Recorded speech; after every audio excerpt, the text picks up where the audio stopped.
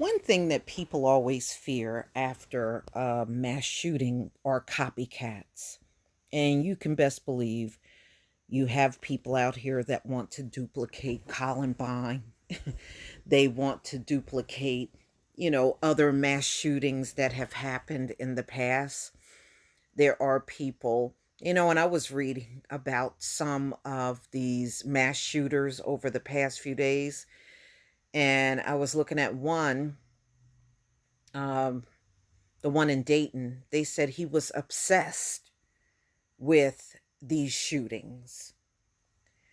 And I believe many of them are, that go out here and decide to shoot up a bunch of innocent people. So, mass shootings can be contagious, research shows. And this came out in NPR August 2019. And that is very true.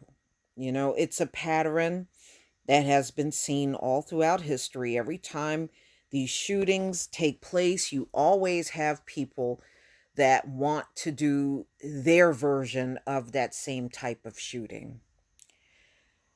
There were three high profile shootings across the country in 1 week.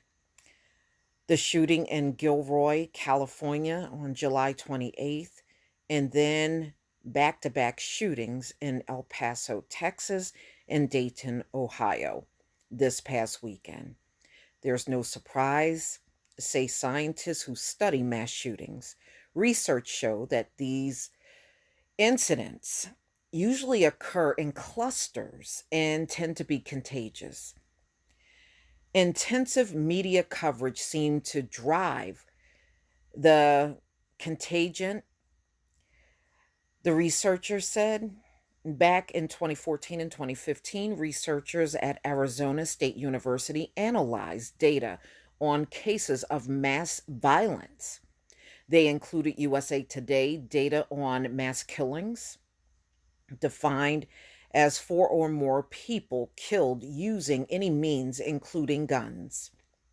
From 2006 to 2013, data on school shootings between 1998 and 2013, the mass shootings defined as incidents in which three people were shot, not necessarily killed, between 2005 and 2013, collected by the Brady Campaign to Prevent Gun Violence.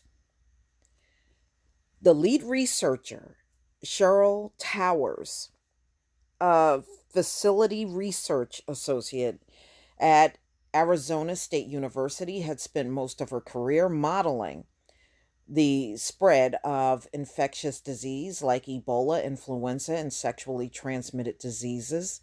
She wanted to know whether cases of mass violence spread contagiously, like in a disease outbreak. So she plugged each data set into a mathematical model. What we found was that for the mass killings, so these are high profile mass killings where there were at least four people killed, there was a significant evidence of contagion, says Tower. We also found significant evidence of contagions in the school shootings. Yes, because you always hear about people cropping up and they're obsessed with the school shootings you know, and of course, you always got the people around them when they're talking like that. I didn't think they were serious. No, that sounds like you're just a bad judge of character. Seriously, that's how I sum it up. You are a bad judge of character because you're listening to a person that is sitting dead in your face talking about harming other folks, and your thought process is, I didn't think they were serious. You're a bad judge of character. Plain and simple.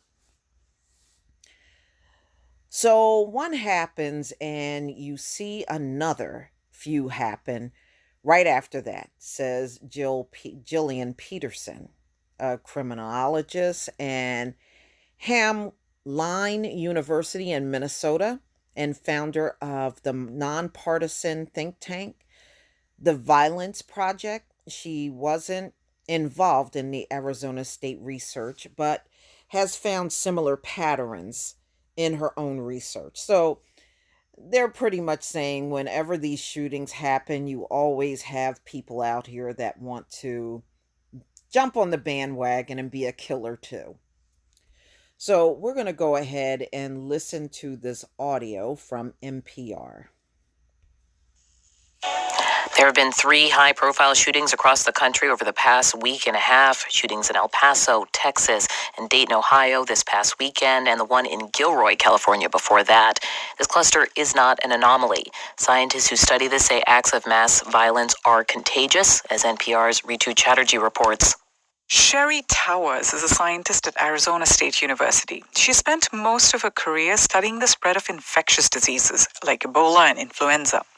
Back in January 2014, she was visiting Purdue University to meet with some collaborators. And the meeting was canceled that day because there was a shooting on campus. A student walked into a classroom and shot and killed another student dead.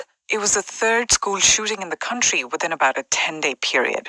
It got Towers wondering if such shootings were sort of like disease outbreaks. And it occurred to me that is there some kind of perhaps contagion going on? So she and her colleagues gathered data on school shootings and mass shootings where 4 or more people had died.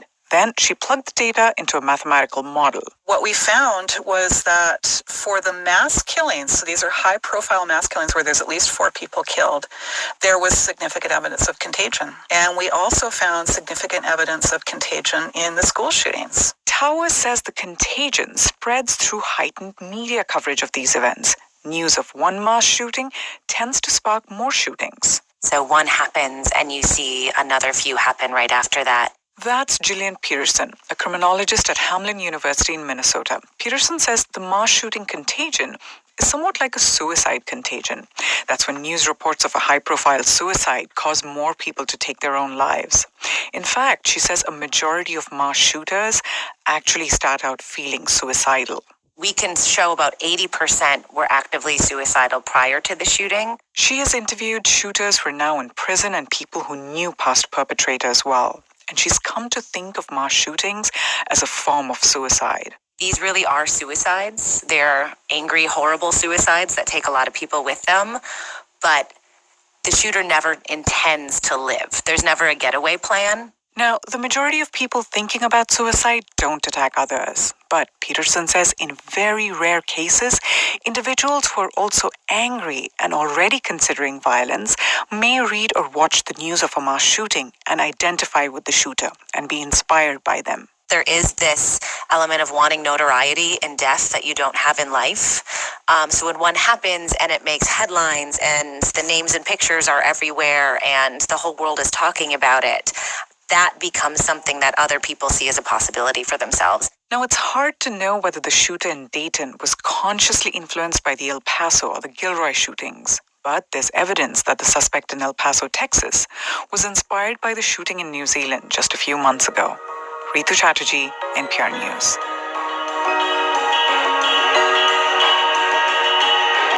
Okay, ladies and gentlemen,